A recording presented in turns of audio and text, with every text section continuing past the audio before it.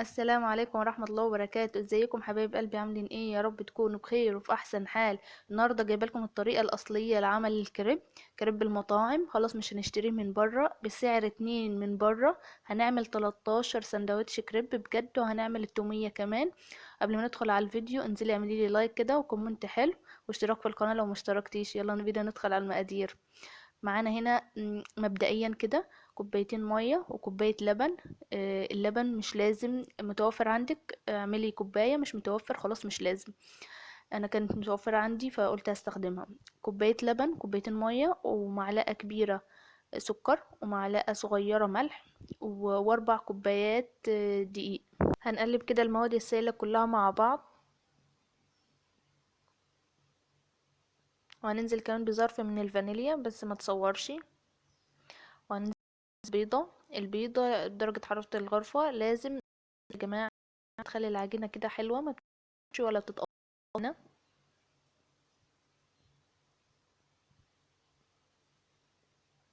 واحدة يعني، مش ولا بيضتين ولا حاجة، هي بيضة على المقدار ده كله.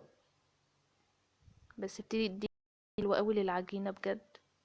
هنقلب كويس قوي.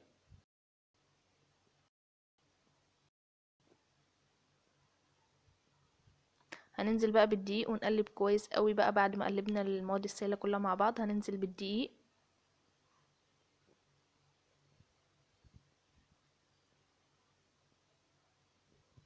طبعا هنا انا كنت مخلي الكوبايه دي، مش عارفه ليه، بس انا حطيتها طبعا لان انا عايزه العجينه بتاعتنا ما تبقاش تخينه، انا عايزاها تبقى سايله بالشكل ده.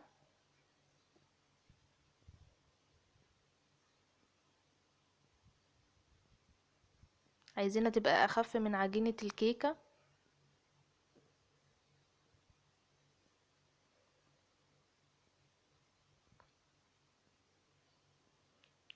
طبعا هنا بقى ايه، عشان احنا ضاربينها في المضرب اليدوي، انت عايزه تستخدمي الخلاط براحتك، يريحك يعني احسن من اليدوي.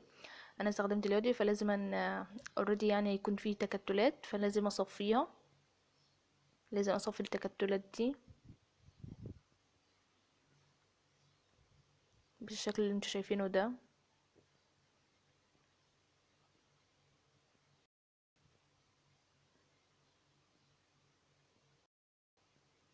هصفي الكميه كلها بطريقه. وكده بعد ما صفينا بصوا بقى الجمال ده. العجينه بعد ما صفت كده بقت ناعمه قوي وجميله جدا.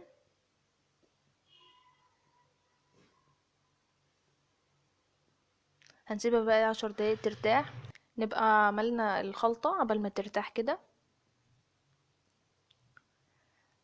عندنا هنا طاسة سخنة فيها معلقتين من الزيت وصدر فرخة وبصلاية كبيرة وطماطمية كبيرة وقرنين فلفل حاميين.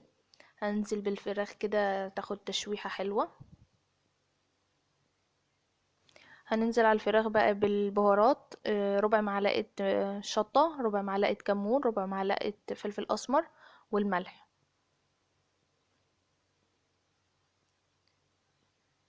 لازم تشوح كده وتبقى النار عالية عشان ما تنزلش المية بتاعتها.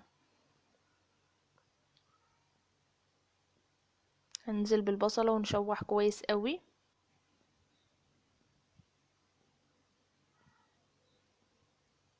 لما البصلة كده تدبل هننزل بالفلفل ونشوح شوية. بجد أجمل حشوة بحبها للكريب والحاجات التانية كتير، تبقى جميلة جدا.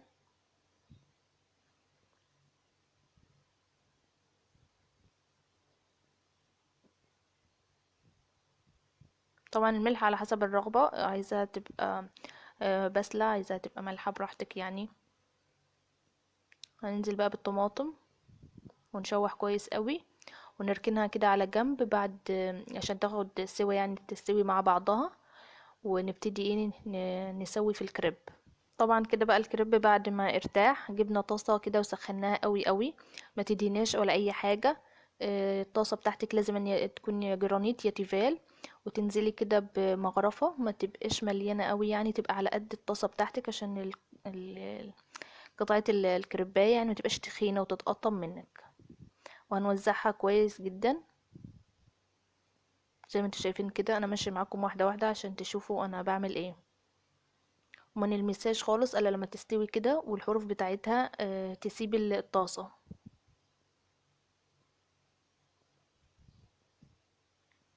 دي هنا لسه معانا اول واحده اعملها معاكم.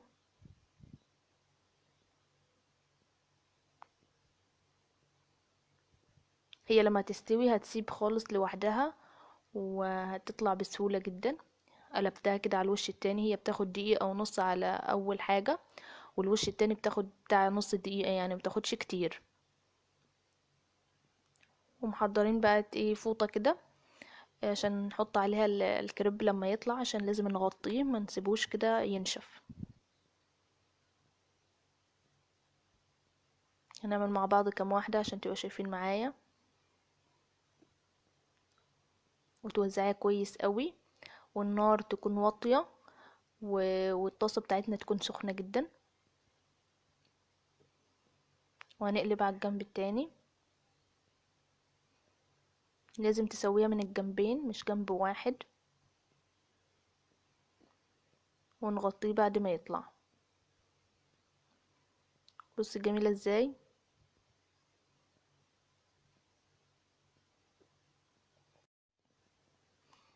هنعمل مع بعض كمان واحدة ونوزعها كويس قوي بسرعة علشان ما تتكتلش معانا في مكان واحد، لان الطاسة بتاعتنا سخنة.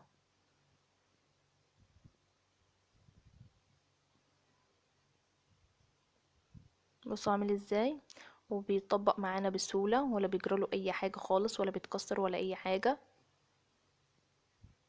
لانه عاملين كل حاجة مظبوطة وبالشعرة.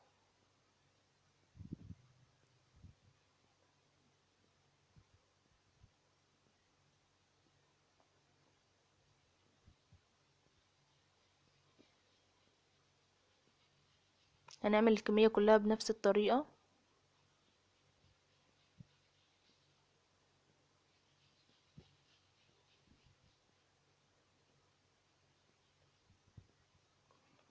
انا حبيت اعمل معاكم كده كام واحدة علشان فيه بنويت لسه صغننين اول مرة يدخلوا المطبخ، فلازم اعمل معاهم كل حاجة بالتفاصيل عشان يبقوا واخدين بالهم، يبقوا شطورين كده وحلوين ويعرفوا يعملوا اي حاجة. ربنا يحسن ما بين ايديكم يا رب. بصوا جمال قطعة الكريب، العيش بتاع الكريب يا جماعة يتاكل لوحده، والله كان تحفة جدا. طبعا خلصنا الكمية كده. هنعمل بقى ايه التومية. جبنا مية، كوبايتين مية كده، حطيناهم على النار، ونزلنا بأربع معالق كبيرة نشا، وهنقلب كويس جدا على نار عالية بالمضرب كده، ونقلب كويس جدا عشان ما تتكتلش معانا لحد لما تستوي. هي النشا بيستوي، بيستوي، بيبقى لونه كده اول ما بتعمليه ويبدأ يدخل في السوا بيبقى لونه ابيض. احنا مش عايزينه اللون الابيض بتاع الحليب، احنا عايزينه يبقى لونه شفاف. زي ما انتوا هتشوفوا كده معايا، انا ماشيه معاكم واحده واحده لانها دي الوصفه الاصليه للتوميه، بجد تحفه، وانا جبتها من المطعم ذات نفسه. يعني جميله جدا، ان شاء الله تجربوها وتعجبكم. وهنسيبها بقى بعد ما تستوي كده واللون بتاعها يبقى شفاف وتخينه، هنسيبها تبرد خالص.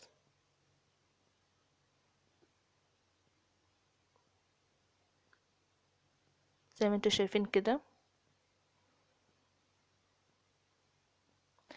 معانا هنا بقى 8 فصوص توم هنحط في الخلاط، 8 فصوص توم، وعلبة زبادي. لو عندك مايونيز حطي 3 معالق مايونيز، مش عندك استخدمي الزبادي هيديكي نفس النتيجة. علبة زبادي كاملة كده في الخلاط، 8 فصوص توم وعلبة الزبادي، و3 معالق كبيرة خل. وهنملى علبة الزبادي كده حليب، وهننزل برضو في الخلاط.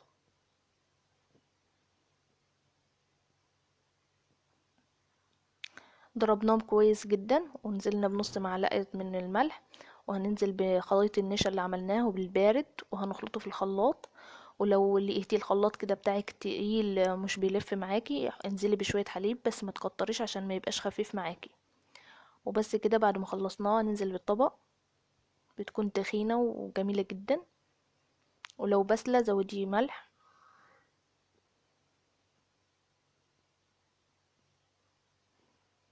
هو ده شكلها النهائي، جميلة جدا. طبعا احنا كده خلصنا كل حاجة وحمرنا كمان البطاطس وجهزنا الحشوة بتاعتنا كلها.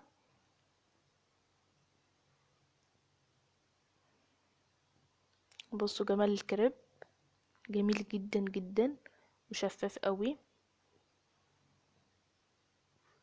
بصوا هنا الحشوة احنا خلينا زيتون هنقلبه مع الحشوة عشان يبقى كله متماسك مع بعضه. مينفعش تحطي الزيتون كده لوحده، هيقع من الساندوتش بتاعك. هنقلب الحشوة كلها مع بعض. وهو هنا بقت ايه، هنعمل بقى السندوتشات. هنحط كده حمرنا بطاطس، وهنحط البطاطس ومعلقة من الحشوة ومعلقة من التومية جوه الكريبة كده في نصها عشان ما تعرفي تلفيه. وحاولي ان تكون الكريباية مش مفتوحة من تحت علشان ما توقعش الحشوة بتاعتنا. الكريباية طبعا هنقسمها كده بالنص، نص دايرة، وهنحط البطاطس والتومية ومعلقة من الحشوة. ما تكتريش الحشوة عشان ما يبقاش مليان منك ويبهدلك يعني. هنعمل مع بعض كام واحدة كده علشان تبقي شايفة انا بعمل ايه. نقسم الكريباية كده بالنص ونحط البطاطس ونحط التومية ونحط الحشوة، ونلف الجنب اليمين على الشمال كده زي ما انا بعمل كده بالظبط. انا ماشية معاكم واحدة واحدة عشان الناس اللي لسه اول مرة تعمله يعني تبقى شايفة انا بعمل ايه ويبقى سهل بالنسبة لها. يعني انا مش بحب اصعب للمشاهد الحاجة. بجيب لكم وصفات اقتصادية. يعني بصي احنا عملنا 13 كريب، 13 سندوتش كريب، يعني عملناه بصدر واحد من الفرخة. بجد تحفة وغدا او عشاء جميل جدا واولادك هيفرحوا بيه. طبعا هنا بعد ما خلصنا كده الكمية سخنا كده طاسة، خليناها سخنة جدا جدا، ونزلنا بمعلقة واحدة من الزيت، وهننزل كده بالكريب زي ما انتوا شايفين من الجنب اللي احنا كنا مقفلين منه السندوتش الكريب زي ما انتوا شايفين كده.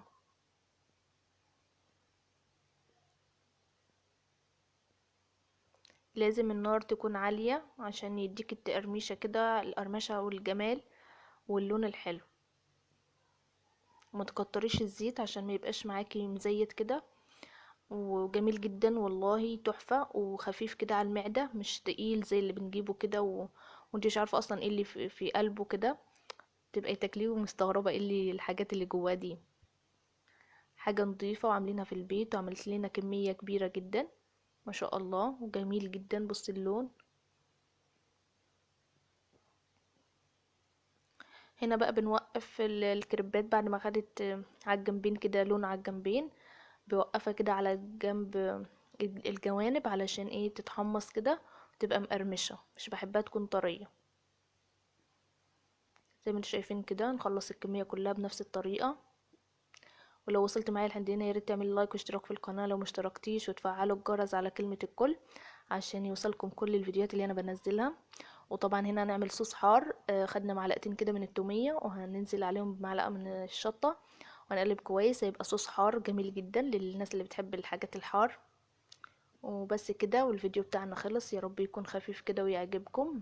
وعملنا وليمة كده من الكريب وجميل جدا بجد. شجعوني بقى باللايك والاشتراك في القناة. على فكرة اللايك يا جماعة مش بيكسبني حاجة ولا بيخسرك حاجة، ولكن بعرف ان الفيديو عجبك وبيرفع الفيديو شوية علشان انزل لكم فيديوهات حلوة كتير كتير واقتصادية في الايام الصعبة دي. وربنا يحسن ما بين ايديكم يا رب. وبس كده، والفيديو بتاعنا خلص واقول لكم اسيبكم في رعاية الله واقول لكم سلام.